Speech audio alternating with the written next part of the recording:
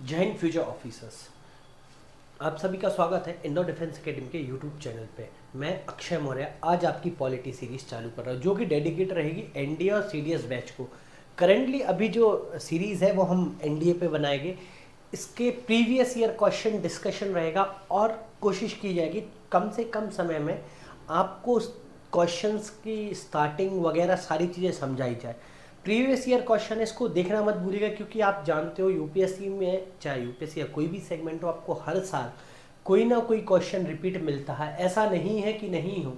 इसलिए लास्ट आप जब भी प्रिपरेशन करते हैं, जहाँ से भी आप गाइडेंस लेते हैं, तो एक चीज़ आपको पहले बोल दी जाती है, लास्ट 10 ईयर्स या मैक्सिमम 10 ईयर्स के आपको क्वेश्चन पेपर मोस्ट इम्पॉर्टेंट है ना। तो चलिए, जैसे कि हमारा ये बैच है, इसका नाम है वॉरियर बैच, क्योंकि आप सब डिफेंस एस्पिरेंट है और वॉरियर्स है, तो आपके लिए नाम भी बहुत अच्छा है। इस बार आपको एनडीए और सीडीएस के एग्ज़ाम में ऐसा परफॉर्म भी करना है कि you are a real warrior of your life. First of all thing, previous year है, ऑल इंपॉर्टेंट टॉपिक कवर किए जाएंगे। सेकंड, ये आपको मिलेगा शाम को 7 बजे। ये कहाँ मिलेगा? हमारी यूट्यूब चैनल के इंडोर डिफेंस एकेडमी के चैनल पे, ठीक है। और इसकी जो पीडीएफ है वो आप हमारे टेलीग्राम चैनल से ले सकते हो। और साथ साथ एक अनाउंसमेंट और है कि हमने हमारा ऐप में फ्री टेस्ट सीरीज रख रखी है पैन इंडिया के लिए, कि आप कहीं से भी हो, अगर आप सीडीएस एनडीए की तैयारी कर रहे हो तो ऑनलाइन अपने घर बैठे हमारी टेस्ट सीरीज दे सकते हो, जो कि फ्री ऑफ कॉस्ट है। इस वीडियो के एंड में उसका स्कैनर है हमारे ऐप का, आप उसे इंस्टॉल करके टेस्ट सीरीज दे सकते हो और हाथों हाथ ही आपको आपका प्रीव्यू पता चल जाएगा। और उसके रिगार्डिंग कुछ भी आपको डाउट हो तो आप कमेंट बॉक्स में कमेंट करना। चलिए तो चालू करते हैं हमारा पहला लेक्चर, जो कि पॉलिटी पे डिपेंड है। तो फर्स्ट क्वेश्चन जो आया है वो आया है, article 46 of the constitution of India refers to the promotion of education and economic interest. किसकी बात कर रहा है? प्रमोशन की बात कर रहा है और एजुकेशन इकोनॉमिक इंटरेस्ट की बात कर रहा है। ये क्वेश्चन कब का है? एनडीए 2029 में पूछा गया है, मतलब लेटेस्ट है है ना। तो पहला चीज, इसका हम करेक्ट आंसर देखते हैं कौन सा होगा। चलिए, आपको थोड़ा सा टाइम दिया है, जब तक आप एक बार खुद भी करके देखें कि बन रहे हैं कि नहीं बन रहे आपसे। चलिए, तो इसका जो करेक्ट आंसर है option B will be the correct answer. A B typing mistake है, B C D. A will be the correct answer. Schedule caste, schedule tribe and weaker section. जो 46 आर्टिकल है वो इनके बारे में बात करता है, इनके प्रमोशन, एजुकेशन और इकोनॉमिक इंटरेस्ट के बारे में बात करता है। चलिए, इसका तो आपको क्लियर होगा किन के इंटरेस्ट के बारे में बात करता है। शेड्यूल कास्ट, शेड्यूल ट्राइब और weaker section, economic weaker section, है ना, जैसे ओबीसी, इन सब की बात करता है ये आर्टिकल। अब इसमें देखो, displace the person from large irrigation project, ये हमारे काम का नहीं है। द इकोनॉमिक डिप्राइव्ड, ये तो आप एलिमिनेट कर दोगे। आप कंफ्यूज कहाँ होगे? ए और बी में। ये ही होता है एलिमिनेशन मेथड, कि हमने सी और डी पढ़ते ही साथ अलग कर दिया, ऑप्शन बचे 2, है ना, कि ये ए और बी है। अब ए क्या है? रिलीजियस माइनॉरिटीज है। जब रिलीजियस माइनॉरिटीज की बात कर रहे हैं तो ये किस में आता है? ये आर्टिकल 30 में आता है। आर्टिकल 30 के से बात की जाती है, आर्टिकल 30 और 29 के तहत, है ना। क्या बात हो जाती है कि भाई रिलीजियस और linguistic minorities to establish administrate education institution, इनको इंस्टीट्यूशन रिलीजियस और ये सब बना सकते हैं, ये इसमें बात की जाती है। और इसमें से इंपॉर्टेंट है कि माइनॉरिटीज कौन कौन है भारत में। तो माइनॉरिटीज टोटल 5 है, ध्यान रखिएगा। मुस्लिम, क्रिश्चियन, सिख, बुद्धिस्ट और पारसी। फिर से एक बार रिपीट कर देता हूं, मुस्लिम, क्रिश्चियन, सिख, बुद्धिस्ट, पारसी, ये हमारी माइनॉरिटीज है। रिलीजियस माइनॉरिटीज आर्टिकल 30 में आता है। चलिए नेक्स्ट क्वेश्चन की ओर चलते हैं। क्वेश्चन नंबर 2, प्रिंटिंग मिस्टेक है ये, तो ए बी सी डी मान लीजिएगा आप। तो the provision of fifth schedule की बात की जा रही है। जिनको कंफ्यूजन है फिफ्थ शेड्यूल क्या होता है और पार्ट्स क्या होते हैं, वो हमारे यहाँ हमारे चैनल पे पॉलिटी के लेक्चर्स डले हैं। स्पेशली पॉलिटी के एक पूरा प्लेलिस्ट भी है और कुछ एफकेट्स के भी लेक्चर है, उसमें आप डीपली समझ सकते हो, क्योंकि उसमें एक्सप्लेनेशन अच्छे से किया गया है। तो the provision of fifth schedule of the constitution of India shall not apply to the administration, control of schedule area in schedule tribes. अब भाई ये पूछना चाह रहा है 5th शेड्यूल के जो कॉन्स्टिट्यूशन में है वो इंडिया के कौन से पार्ट पे अप्लाई नहीं होगा, नॉट अप्लाई। तो इसका आपको टाइम देते जब तक आप आंसर बताइए कहां कहां नहीं होगा। तो इसका जो करेक्ट आंसर है वो रहेगा ऑप्शन सी 2 और 3। 2 और 3 में क्या गया मैंने, आसाम और त्रिपुरा। ध्यान रखिएगा यहाँ ये अप्लाई आसाम, त्रिपुरा, मेघालय, मिजोरम, मतलब ईस्ट वाले एरिया में ये अप्लाई नहीं हो रहा है। तो कहां कहां हो रहा है sir, what is this 5th schedule, ये क्या बात करता है, शेड्यूल एरिया और शेड्यूल ट्राइब्स की बात करता है। ये 10 स्टेट्स में होता है। कहां कहां 10 स्टेट्स में, कहां कहां, पहला तो एमपी, आंध्र प्रदेश, हिमाचल प्रदेश, ये एनएन एरिया पे लागू होता है, हिमाचल प्रदेश, गुजरात, छत्तीसगढ़, झारखंड, उड़ीसा, छत्तीसगढ़, झारखंड, उड़ीसा, गुजरात, महाराष्ट्र,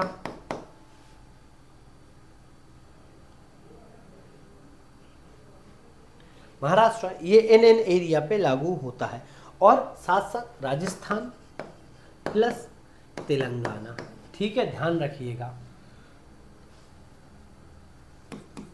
राजस्थान तेलंगाना ये यहाँ अप्लाई होता है। कहाँ कहाँ, एमपी में, आंध्र प्रदेश में, हिमाचल प्रदेश में, छत्तीसगढ़, झारखंड, उड़ीसा, गुजरात, महाराष्ट्र, राजस्थान, तेलंगाना।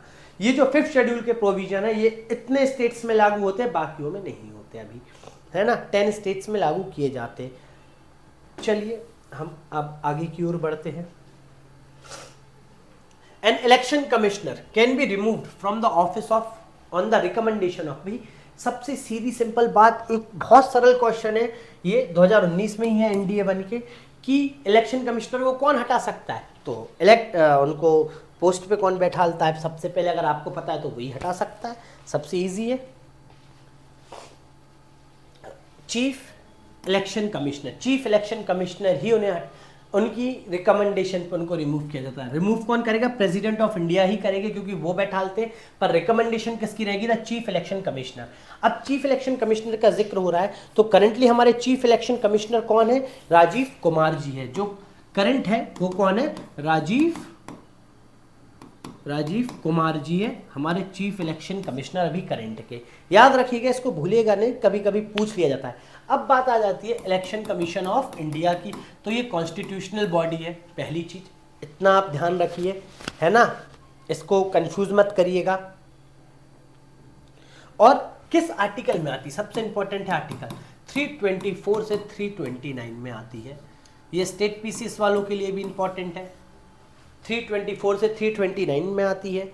अब ये किसे एडमिनिस्ट्रेटेड करती, किसके इलेक्शन संभालती है, लोकसभा, राज्यसभा, किसके इलेक्शन से संभालती है, Lok Sabha, Rajya Sabha, state legislative assemblies के election, plus president and vice president of India के ऑफिस के इलेक्शंस देखती है। कौन देखती है, इलेक्शन कमीशन देखती है ना। अब इनका टेन्योर क्या रहता है सर, टेन्योर भी होगा इलेक्शन कमिश्नर का और चीफ इलेक्शन कमिश्नर का और इलेक्शन कमिश्नर का। तो ध्यान रखिएगा, सीधा सिंपल है, 6 years and 65 years of age which ever is early।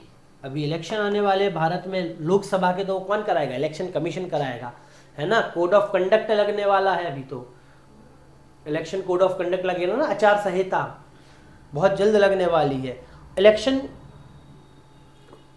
Chief election commissioner को हटाया किस बेसिस पे जाता है, सेम एज जज ऑफ सुप्रीम कोर्ट, याद रखिएगा, है ना। यहां तक की सारी चीजें आपको क्लियर रही होगी। चीफ जस्टिस ऑफ इंडिया लिखा है, चीफ जस्टिस ऑफ इंडिया की अगर बात करें तो करंटली कौन है, डीवाई चंद्रचूड़ जी है। कौन है, चीफ जस्टिस ऑफ इंडिया कौन है अभी करंटली, चीफ डीवाई चंद्रचूड़ जी है ना। सुप्रीम कोर्ट के चीफ जस्टिस होते हैं, है ना। सुप्रीम कोर्ट का आर्टिकल, अब जब सुप्रीम कोर्ट की बात आ गई तो सुप्रीम कोर्ट का आर्टिकल की भी बात कर लेते हैं हम। ये एनडीए के लिए, एनडीए वाले अच्छे से ध्यान रखें क्योंकि आर्टिकल्स उनसे पूछ ले जाते हैं। तो 124 से 147 है आर्टिकल, बहुत अच्छे से ध्यान रखना सुप्रीम कोर्ट के ये, ठीक है। और रिमूवल कैसे होता है चीफ जस्टिस ऑफ इंडिया का, रिमूवल होगा इम्पीचमेंट के थ्रू। कैसे होगा, इम्पीचमेंट लाया जाएगा इनको हटाने के लिए। इसके कुछ बेसिस है ना। अब प्रेसिडेंट ऑफ इंडिया की बात हो रही है। प्रेसिडेंट ऑफ इंडिया, इंडिया के पहले फर्स्ट सिटीजन ऑफ इंडिया भी जाने जाते हैं, है ना। किस आर्टिकल में आते हैं? आर्टिकल 52 टू 62 के बीच में रहते हैं ये, है ना। सिर्फ प्रेसिडेंट ऑफ इंडिया की बात कर रहा हूं, उनकी पावर्स वगैरह की नहीं, ठीक है। The parliament, the most important article, the parliament का जो जनरल प्रोविजन है वो किस आर्टिकल में आता है? आर्टिकल 79 से 288। वैसे तो ये 122 तक भी है, पर जनरल प्रोविजन कहाँ दिए गए? 79 से 288 तक, है ना। ये इंपॉर्टेंट चीजें हमने इसमें डिस्कस करी। अब नेक्स्ट क्वेश्चन की ओर बढ़ते। विच one of the following statement regard the Rajya Sabha is not correct? अब भाई राज्यसभा की बात हो रही है, अभी हमने बात करी, चलिए कुछ छूट गया था, सॉरी। एक क्वेश्चन छोड़ता हूं मैं तुम सबके लिए, है ना। वोटर्स डे हम कब बनाते हैं? नेशनल वोटर्स डे कब बनाते हैं? कमेंट बॉक्स में कमेंट करके बताइएगा। तो चलिए, राज्यसभा की बात हो रही थी, राज्यसभा का जिक्र कहाँ हुआ है, किस आर्टिकल में हुआ है, ये सारी चीजें हम डिस्कस करेंगे। राज्यसभा की कुछ बातें हैं, पढ़ते हैं। Which of the following statement regard the Rajya Sabha is not correct? India 2019, it's member are elected by the elected member of legislative assembly of state. क्या बात ये सही है? नॉट करेक्ट पूछा है, चलो मैं उसको सर्कल कर देता हूँ नॉट को। हाँ भाई सही है, तो ये हमारे लिए क्या हो गई? ये गलत हो गई। The election follows the system of proportional representation by the means of single transferable vote। क्या ये बात सही है? क्वेश्चन 4 की बात हो रही है, ध्यान रखिएगा। हाँ सही है, तो ये हमारे लिए गलत हो गया। 1/3 of its member retire in every 2 years। ये बात भी सही है, तो गलत क्या मतलब? ये बात भी गलत है, क्वेश्चन के हिसाब से गलत है, हमारे लिए बुक में सही है। तो इसमें जो है सही आंसर है वो ऑप्शन डी रहेगा। It's permanent body but can be dissolve earlier by president. भैया राज्यसभा एक ऐसी बॉडी है जो कभी डिसॉल्व नहीं होती है, लोकसभा डिसॉल्व होती है ना, ये तो पता ही है आप सभी को, Rajya Sabha and Lok Sabha. Next question, question 5, fundamental rights guaranteed under which one of the following article of the constitution of India is available only to the citizen of India. भाई सिटीजन ऑफ इंडिया को कौन से आर्टिकल सिर्फ available होते हैं? मतलब सिर्फ बात किसकी की दी जा रही है? अवेलेबल ओनली सिर्फ और सिर्फ इंडियन सिटीजन्स के लिए। तो आर्टिकल 19, 20, 21, 22 गिवन है, 4 आर्टिकल है। आप बताइए कौन सा करेक्ट आंसर रहेगा इसका, है ना। इसमें मिस्टेक बिल्कुल मत करना ये छोटे छोटे आर्टिकल में, क्योंकि इसमें हम मिस्टेक नहीं चाहते। जो मुझसे पढ़े हैं या जिनने भी पढ़ाई की है इंदौर डिफेंस एकेडमी में, वो ऐसी गलतियाँ, माइनर गलतियाँ नहीं करेंगे। सब इंडियन को क्या मिलता है? आर्टिकल 19 मिलता है, याद रखिएगा, है ना। आर्टिकल 19 फ्रीडम के रिगार्डिंग है। अब कौन सा है ये आप हमें कमेंट बॉक्स में कमेंट करके बताएं। आर्टिकल 20 क्या बात करता है? Provide for the protection in respect of conviction for offence. Article 22 भैया आपने कोई ऑफेंस करा है, कन्विक्शन हुआ है, उसके तहत प्रोटेक्शन की बात करता है, प्रोवाइड की जाए ये सब चीज़ें, ठीक है। Article 21 protect life and personal liberty. क्या है? लाइफ और पर्सनल लिबर्टी को प्रोटेक्ट करता है ये आपकी, याद रखिएगा। आर्टिकल 21 प्राइवेसी पर्सनल लिबर्टी में आता है। आर्टिकल 22 क्या बात करता है? कि जो भी व्यक्ति अरेस्ट हुआ है उसको बताना पड़ेगा कि आप क्यों अरेस्ट किए जा रहे हो, ठीक है। आर्टिकल 20। अब इसमें एक चीज़ है आप सभी को याद करने के लिए, बहुत सरल सा कॉन्सेप्ट है, मैं बता देता हूँ। जैसे आर्टिकल अपन लिख लेते हैं सारे, फिर समझ लेते हैं। एक काम करता हूँ, स्लाइड पे लिख देता हूँ मैं, है ना, इनर बोर्ड पे, जिससे आप सभी को इजी पड़ेगा। तो आर्टिकल 14 to 18, आर्टिकल 19 to 22, यही है ना, सही चल रहा है ना अपन? 20 है। आर्टिकल 21 to 23 to 24, देखना अपन सारी चीजें सेट कर रहे हैं। Article 24 to 28,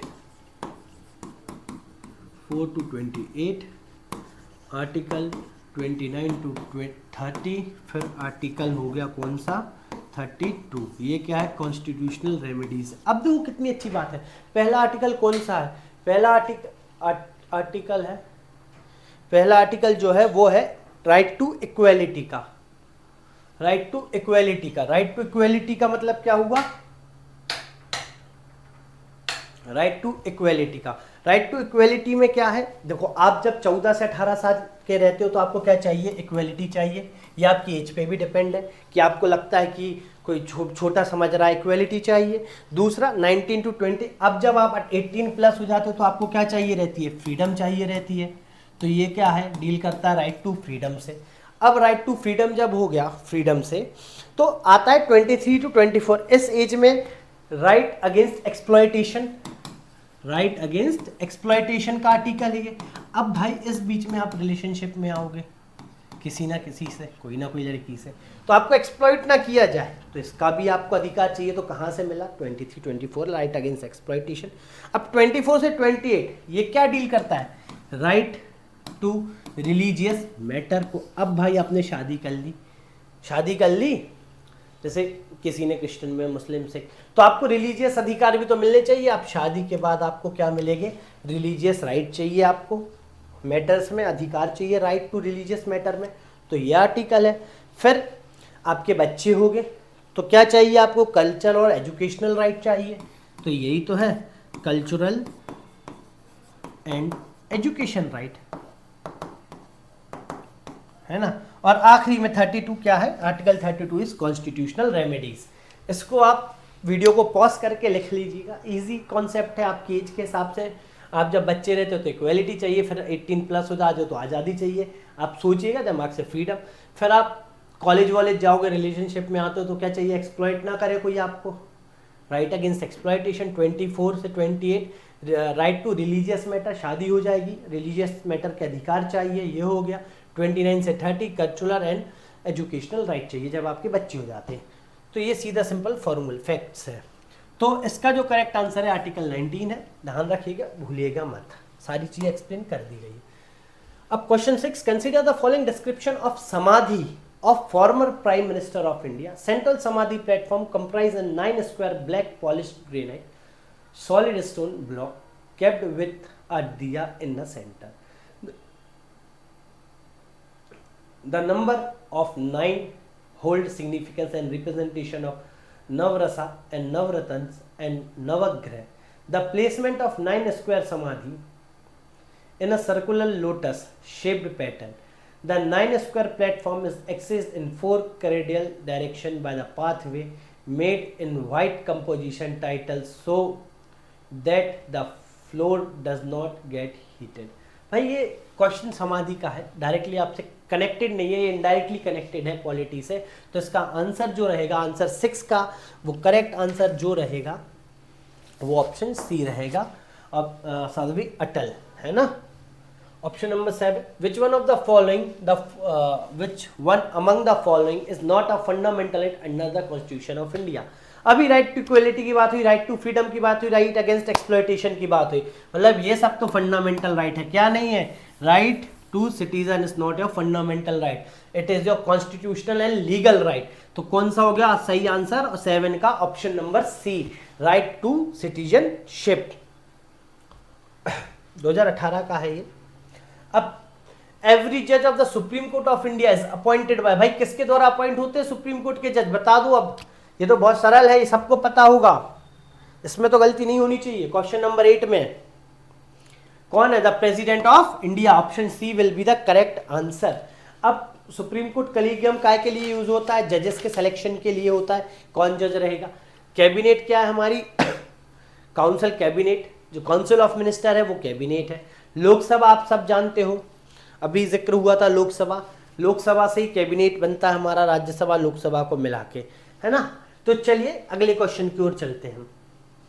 question number, which one of the following is not a part of directive principle of state policy as enshrined in the constitution of India. अब directive principle of state policy का question है। Instruments इसका एक और नाम है ना, instrument of instruction, जिन्हें ब्रिटिशर्स के टाइम पे बोला जाता था। इसका अपग्रेड वर्जन है directive principle of state policy. इसका मतलब क्या होता है कि सरकार कैसे काम करेगी, जो सरकार बनी अगर उसको नहीं पता काम कैसे करना है वो डीपीएसपी को पढ़ के काम कर सकती। Equal justice, free legal aid, हाँ भाई ये तो लग रहा है हो सकता है सही आंसर इसमें, तो मुझे तो यही लग रहा क्वेश्चन, ठीक है। नॉट अ पार्ट, तो ये तो है, ये गलत हो गया। Protection of monument and place objective of national importance, हाँ ये भी, इस पे भी लॉ बना है। प्रोटेक्शन ऑफ पर्सनल लॉ है, तो this will be the correct answer option, कि डीपीएसपी में ये मेंशन नहीं है। डीपीएसपी में पर्सनल लॉ मेंशन नहीं है, क्या मेंशन है आप खुद बताइए? यूनिफॉर्म सिविल कोड, यूसीसी है ना, यूसीसी। यूसीसी लागू करने वाला पहला स्टेट कमेंट बॉक्स में कमेंट करके बताएं। क्वेश्चन नंबर 10th बढ़े। The word socialist was inserted in the preamble to the constitution of India through which one of the following amendment, तो कौन सा इसका सही आंसर होगा बताइए, ये तो आप सभी को याद है। Option number B will be the correct, 42nd amendment act 1976। ये ध्यान रखिएगा, इसे भूलिएगा मत। इसके साथ 2 वर्ड और ऐड हुए थे, कौन कौन से हुए थे कमेंट बॉक्स में कमेंट बताएं। Which among of the following is ex officio chairman of north eastern council? भाई नॉर्थ ईस्टर्न काउंसिल का क्वेश्चन है, थोड़ा कंफ्यूजिंग लगा होगा कि कैसे आ गया, क्या पूछ लिया, पता ही नहीं चला, एकदम से झटका सा घला आपको कि भाई पूछ लिया, कहां से होगा, क्या होगा। क्वेश्चन नंबर 11, तो इसके लिए नॉर्थ ईस्टर्न काउंसिल जो है, एक चीज याद रखिए, जो हमारे ईस्टर्न पार्ट असम, मिजोरम, ये सब वाले हैं, इनके लिए है, किस लिए है, इनके इकोनॉमिक और इकोनॉमिक डेवलपमेंट के लिए है ये नॉर्थ ईस्टर्न काउंसिल, है ना। जो डेवलपमेंट होता है इनका वो उसके लिए, इकोनॉमिकल और सोशल डेवलपमेंट के लिए है नॉर्थ ईस्टर्न काउंसिल। इसका हेडक्वार्टर कहाँ है सर? इसका हेडक्वार्टर है मेघालय में। चलिए ये यहाँ मिस्टेक मत करिएगा, इसका करेक्ट आंसर मैं बताता हूँ, उसके पहले आपको नॉर्थ ईस्टर्न काउंसिल समझाना बहुत जरूरी है। ये कब स्टेब्लिश हुआ था? 7 नवंबर 1972 को। कब हुआ था? 7 नवंबर 1972 को हुआ था स्टेब्लिश, ध्यान रखिएगा। अब चलिए इनने क्या पूछा, who among the following is the ex officio chairman of north eastern council? The union home minister will be the chairman, ex officio chairman of this council. ध्यान रखिएगा, नॉर्थ ईस्टर्न काउंसिल हमारे जितने भी नॉर्थ ईस्टर्न वाले states हैं उनके लिए, किस लिए होता है ये? उनके सोशियो और इकोनॉमिकल डेवलपमेंट के लिए। चलो नेक्स्ट क्वेश्चन करो। आर्टिकल 32 बहुत अच्छा क्वेश्चन है, सभी को पता होगा, of India contains the provision related to, अब बताओ। बहुत दिक्कत हो गई सर, कठिन है क्या? लग रहा है कठिन? बताओ, कठिन लग रहा है क्या तुम्हें? नहीं लग रहा होगा। 12th का कौन सा सही रहेगा ऑप्शन बताओ, किससे रिलेटेड है? देखो फाइनेंशियल इमरजेंसी है नहीं, फेलियर है नहीं, suspension of enforcement of right conferred, part 3 की बात की जा रही है of the constitution. Part 3, part 1, part 2 citizenship, part 3 fundamental right, मतलब नेशनल इमरजेंसी की बात की जा रही है। Article 52 is related with national emergency. चलिए इमरजेंसी की हमने बात करी तो बाकी और इमरजेंसी देख लेते हैं। आर्टिकल 356, आर्टिकल 360, ये 2 प्रकार की इमरजेंसी और होती है भारत में। एक ये होती है प्रेसिडेंट रूल, है ना, ये होता है प्रेसिडेंट रूल 356, और इसके बाद वाली कौन सी है? ये है फाइनेंशियल इमरजेंसी। फाइनेंशियल इमरजेंसी का आर्टिकल कहता है 360, ठीक है, बहुत अच्छे से ध्यान रखिएगा, इससे ज़्यादा आपको रिमेंबर नहीं रखना। प्रेसिडेंट रूल का दूसरा नाम क्या है? Constitutional emergency. जहां आपने देखा होगा ना, प्रेसिडेंट रूल लग जाता है कहीं की लोकसभा डिसॉल्व हो जाए जब तक नई लोकसभा नहीं बनती, ये है आर्टिकल 56 के तहत। और नेशनल इमरजेंसी कब लागू होती है? वॉर वगैरह के लिए, है ना, इन सब के लिए।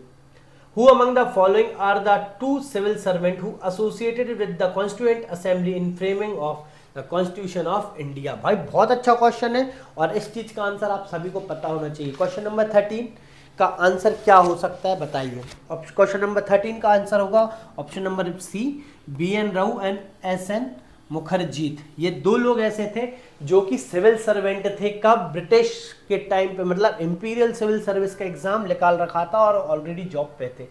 टफेस्ट एग्जाम हुआ करता था, आज भी है civil service. Which member of the constituent assembly propose the resolution to the national flag of India be या हॉरिजेंटल ट्रायंगल आज जो है हमारा सैफ्रॉन, विच व्हाइट, सॉरी ये व्हाइट होगा, printing typing mistake, dark green in equal proportion with a wheel in navy blue at the centre. White में आएगा क्या, सर्कल। किसके द्वारा ये प्रपोज किया गया था रेजोल्यूशन नेशनल फ्लैग का कि ऐसा रहेगा, तो इसका करेक्ट आंसर रहेगा ऑप्शन 14 का। ध्यान रखिएगा ऑप्शन ए जवाहरलाल नेहरू द्वारा प्रपोज किया गया था। कॉन्स्टिट्यूएंट असेंबली की बात आती है, कॉन्स्टिट्यूएंट असेंबली की जब बात आती है इसमें, तो सबसे पहले ये प्रपोज किसके द्वारा की गई थी, कॉन्स्टिट्यूएंट असेंबली एमएन रॉय साहब के द्वारा। कॉन्स्टिट्यूएंट असेंबली प्रपोज किसके द्वारा की गई थी, एमएन रॉय साहब के द्वारा। कब की गई थी, 1934 में। 1935 में कांग्रेस ने रेजोल्यूशन लाया था काय के लिए, कॉन्स्टिट्यूएंट असेंबली के लिए, है ना, इतना तो आप सभी को पता होगा। और ये बनी कब थी कॉन्स्टिट्यूएंट असेंबली, 1946 में। किस प्लान के तहत, कैबिनेट मिशन प्लान के तहत बनी थी क्या, कॉन्स्टिट्यूएंट असेंबली हमारी। ठीक है, कॉन्स्टिट्यूएंट असेंबली के दो काम थे, एक काम था पहले तो भारत का संविधान बनाना, ठीक है, और दूसरा काम था लेजिस्लेशन संभालना। ठीक है, जीवी मालवंकर साहब हमारे पहले जो लोकसभा स्पीकर थे वो हेड हुआ करते थे, और कॉन्स्टिट्यूएंट असेंबली के जो इधर जो संविधान बनाने वाले हेड थे वो कौन थे, राजेंद्र प्रसाद। याद रखना कॉन्स्टिट्यूएंट असेंबली के दो काम थे। चलिए अगले क्वेश्चन की ओर। Question number 15, which one of the following about the parliament of India is not correct. Sorry, इसमें एक फैक्ट छूट गया मेरे साइड से। अब नेशनल फ्लैग बनाया किसने है ना, तो ध्यान रखिएगा पिंगल वेंकैया जी ने बनाया है क्या, हमारा नेशनल फ्लैग। कई बार आपसे पूछ लिया जाता है किसके द्वारा बनाया गया है। चलिए आप, विच one of the following about the parliament of India is not correct. भाई पार्लियामेंट ऑफ इंडिया के बारे में क्या करेक्ट नहीं है, ये चीजें तो आपको पता होनी चाहिए। यहां से मैं नहीं सोचता कि आप मिस्टेक करेंगे, तो पढ़ लेते ऑप्शन क्या दिए। The parliament consist of the president and the Lok Sabha and Rajya Sabha. भाई पार्लियामेंट कैसी बनाई जाती है, प्रेसिडेंट, लोकसभा और राज्यसभा के द्वारा। ऐसा ही है क्या 15 का, देखते। There are no nominated member in Lok Sabha, देखते हैं। The Rajya Sabha can not be dissolve, some member of Rajya Sabha are nominated by the president. भैया ये तीनों पॉइंट सही है, option B will be the right option, क्योंकि नॉट करेक्ट पूछा गया। There are no nominated member in Lok Sabha. भाई नॉमिनेटेड मेंबर होते हैं, ठीक है, 2018 का क्वेश्चन है, पर 2000 ध्यान रखिएगा 2018 का क्वेश्चन है ये, है ना, इसमें मिस्टेक मत करिएगा बिल्कुल भी, क्योंकि यहाँ से गलतियाँ हो जाती है। चलो अब नेक्स्ट क्वेश्चन की ओर चलते हैं। एंग्लो इंडियन जो हटाया गया है, आप सब बोलोगे एंग्लो इंडियन का रिप्रेजेंटेशन, वो 104 अमेंडमेंट एक्ट के तहत हटाया गया है। विच one of the following statement with regard of computer general auditor general CAG of India is not correct. भाई नॉट करेक्ट पूछा है, यहां भी एक बहुत अच्छी बात है, कैग के बारे में क्या पूछा है, नॉट करेक्ट। देखते पढ़ते कौन सा सही है कौन सा गलत है, फिर समझते हैं। He is appointed bye the president of India, बहुत सही बात है, हमारे लिए गलत हो गई क्योंकि क्वेश्चन में पूछा not correct. He can be removed from office in the same way as the जज ऑफ द सुप्रीम कोर्ट, सही है पर हमारे लिए गलत है क्योंकि नॉट है। The CAG is eligible for further office under the government of India after he has ceased to hold his office, भाई ये गलत है, this will be the correct option. The salary of CAG is charge upon the consolidated fund of India, ठीक है भाई, ये यहाँ तक तो सही है। अब कैग का आर्टिकल कितना, आर्टिकल 148 है, याद रखना कैग का आर्टिकल कौन सा है, 148 है, और ये कॉन्स्टिट्यूशनल पद है ना। The superintendence direction and the control of election in India is vested in, भाई किसके हाथ में होता है, सुप्रीम कोर्ट के नहीं, पार्लियामेंट के नहीं, चीफ इलेक्शन कमिश्नर के नहीं, the election commission of India के अंडर होता है। इसके अंदर जो हेड होते हैं वो कौन होते हैं, चीफ इलेक्शन कमिश्नर होता है, और इनके साथ 2 इलेक्शन कमिश्नर होते हैं, 3 की बॉडी होती है। इनिशियल स्टार्टिंग में जब पहले इलेक्शन हुए थे तो सिर्फ एक ही इंसान होते थे, चीफ इलेक्शन कमिश्नर, ठीक है। Question number 18, which of the following provision of the constitution of India become effective from 26 नवंबर 1949। ये क्वेश्चन किसी से भी गलत नहीं होना चाहिए जिनने पॉलिटी की क्लास मुझसे ऑफलाइन कर रखी है। स्पेशली लिखवाया है मैंने पेज में कौन कौन से प्रोविजन और आर्टिकल जिस दिन हमारा संविधान बना उसी दिन लागू हुआ, क्योंकि हमारा संविधान तो लागू हुआ 26 जनवरी 1950 में, पर बन कब गया था 26 नवंबर 1949 में, ध्यान रखिएगा। तो दो ही ऑप्शन है, national emergency and appointment of जज करेक्ट कर दो तो ऑप्शन 1 एंड 2 है। 1 एंड 2 कहाँ गिवन है? ऑप्शन बी में। Option B will be the correct answer, 1 and 2 है ना। अब नेक्स्ट क्वेश्चन की ओर चलते हैं। द क्रिएशन ऑफ इंस्टीट्यूशन और Lokpal was first recommended by, भाई पहली बार रिकमेंडेशन किसने की थी लोकपाल बिल की? जल्दी आंसर बताइए क्वेश्चन नंबर 19 का। तो right answer will be option number D, administrative reform commission ने बताया था कि क्या कब करना है।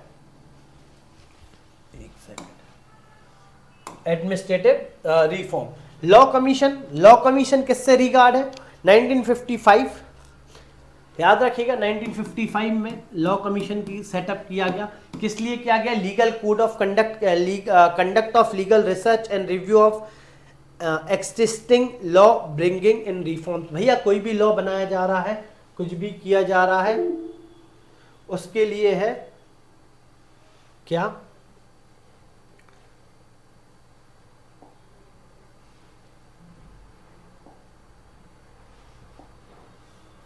उसके लिए क्या है? सॉरी, लॉ कमीशन, ठीक है 1955 में।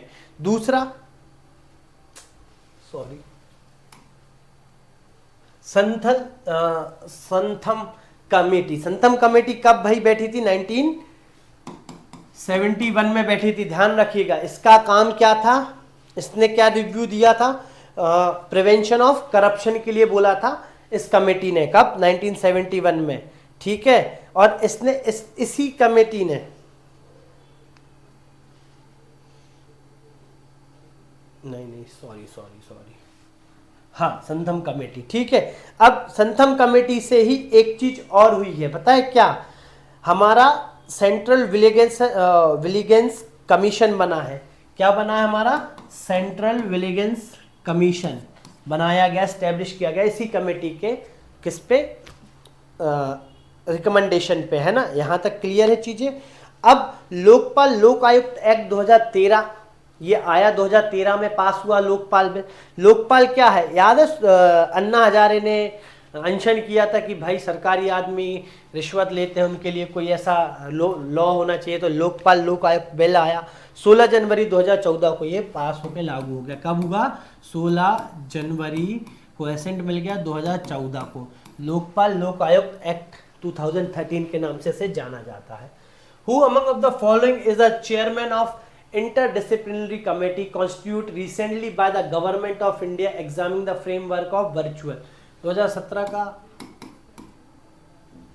ठीक है चलिए देखते हैं। इंपॉर्टेंट है आपके लिए भली, अब पर ये अब रहेगा हमेशा। वर्चुअल करेंसी के बारे में बात हो रही है 2017, वर्चुअल करेंसी का बहुत जिक्र हो रहा है आजकल, है ना। क्वेश्चन नंबर 20 का करेक्ट आंसर होगा C, special secretary department of economic affair. भाई करेंसी का काम कौन करेगा? इकोनॉमिक अफेयर ही तो करेगा। Who among the following can attend the meeting of both house of the parliament while not being the member of either house? बताइए कौन है? फॉर 21 का option number D, attorney general of India can attend. दोनों house की meeting attend कौन कर सकता है? Attorney general of India. Which one of the following is a not subject that has been developed to the Panchayati Raj institution by the 11th schedule of the Constitution of India? बताइए। Not a subject, याद रखना not पूछा है तो higher education नहीं है भाई पंचायती राज में। हमारे यहाँ प्राइमरी एजुकेशन की बात की गई है फंडामेंटल ड्यूटीज राइट्स में, और fundamental right 21 right to education इसी के तहत। हायर एजुकेशन की बात नहीं की गई, वो आप खुद करें। हायर एजुकेशन में क्या गया? आपकी ग्रेजुएशन आ गई, ठीक है। अब non conventional energy resources, road, libraries, ये सब हो गया। अब पंचायती राज के बारे में थोड़ा सा हम जिक्र करते हैं। 11 शेड्यूल क्या है? स्पेशल पावर है। 11 शेड्यूल में क्या है? स्पेशल पावर है, अथॉरिटी एंड रिस्पॉन्सिबिलिटी है पंचायती राज के लिए। ये 11 शेड्यूल ऐड कब किया गया था? 73rd अमेंडमेंट एक्ट के द्वारा, और 73rd अमेंडमेंट एक्ट से ही पंचायती राज सिस्टम आया है ना। यहाँ गलती मत करिएगा, कब हुआ था ये? 1992 में, है ना। 11 शेड्यूल का भी सेम है और पंचायती राज का भी है, ठीक है। और इसके कॉन्सेप्ट में अगर आपको मिस्टेक है तो हमारे YouTube चैनल पे लेक्चर्स डले हैं एफकेट के, आप उसे ज़रूर देखिएगा। पॉलिटी का भी जो सीरीज चली थी उसमें बहुत अच्छे से एक्सप्लेन किया है कॉन्सेप्ट, है ना, क्योंकि उसमें क्वेश्चन आंसर नहीं है, कॉन्सेप्ट पढ़ाया है ना। तो चलिए नेक्स्ट क्वेश्चन क्यों। The cabinet mission of India is advised by, भाई कैबिनेट मिशन आया था, इजवाइज्ड किया गया था। इजवाइज्ड मतलब फ्यूचर की बात की गई है, उसका ये मतलब है, हाँ, फ्यूचर थिंक की बात की गई है। क्या बात की गई है? यूनियन ऑफ स्टेट की, फेडरलिज्म की नहीं, कॉन्फेडरेसी की नहीं, यूनिटरी फॉर्म ऑफ गवर्नमेंट की भी नहीं। काहे कि हमारे तो पार्लियामेंट फॉर्म ऑफ गवर्नमेंट है, ठीक है। यूनियन ऑफ स्टेट्स की बात की गई है, याद करिए। अभी वो लेक्चर अपलोड हो जाएगा बहुत जल्द। Part 1 of Indian constitution article 1, India that is Bharat will be the union of state, future की बात की गई है। Which among of the following state of India has recently proposed to frame the first internal security act to deal with the challenge of terrorism and insurgency and communism in caste violence? सबसे ज्यादा परेशानी कहाँ हो रही थी test की? पहली बार वहीं लागू हुआ होगा, कहाँ था? Option A will be the correct answer, Maharashtra. याद है ताज होटल, ये सारी चीजें, ये घटना घटित हो रही थी, ठीक है। आज का लास्ट क्वेश्चन, फिर इसके आगे के हम और डिस्कस करेंगे। 25 by fulfilling the which of the following condition of political party claim the status of national party का claim कैसे मिलता है ये आपको अच्छे से पता होना चाहिए। It secure the at least 6% of the valid vote polled in any 4 or more state at a general election of the House of the People, लोक सभा, the state legislative assembly, दोनों की बात कर दी गई है, ठीक है। It win at least 4 seat of the, ये तो सही है। It win the at least 4 seat in the House of People, मतलब from the state and the states, or win at least 2% of seat in the House of People. Example, 11 seat of existing House have 543 members. And these members are elected from the least 3 different state. ये भी सही है, 3 अलग अलग party से आनी चाहिए, state से आनी चाहिए। The party in question has got recognition as a state party in at least 2 state. भैया 2 स्टेटों में उन्हें स्टेट पार्टी का दर्जा मिलना चाहिए। तीनों सही है तो option A will be the correct, 1 और 2। आज का लास्ट क्वेश्चन। चलिए सबसे बड़ी खुशखबरी, हमने एक इनिशिएशन लिया है, ये प्रीवियस ईयर क्वेश्चन है। ऐसे सारे क्वेश्चन हमारे ऐप पे मिल जाएंगे, आप टेस्ट के थ्रू दे सकते हैं, पूरे ईयर्स के, मैक्सिमम 10 ईयर्स के। साथ साथ हमारे द्वारा एक फ्री टेस्ट सीरीज लॉन्च की गई है हमारे ऐप पे।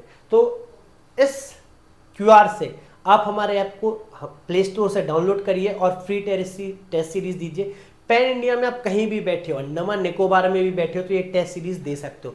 21 अप्रैल आने वाला है, टाइम आ चुका है टेस्ट सीरीज देने का, तो हमारे ऐप से आप फ्री में टेस्ट सीरीज दे सकते हो। पूरे पैन इंडिया के बच्चे, कोई दिक्कत नहीं है, ठीक है। दिल से दो, दिल से मेहनत करो और देखना जो आप हमारी टेस्ट सीरीज दोगे उसके कोई ना कोई क्वेश्चन आपको पेपर में देखने मिल जाएगा। तो इस क्यूआर कोड को स्कैन करके ऐप डाउनलोड करके टेस्ट देना चालू करें, और प्रीवियस ईयर के भी अगर टेस्ट देना है तो हमारे ऐप पे मिल जाएंगे, ठीक है।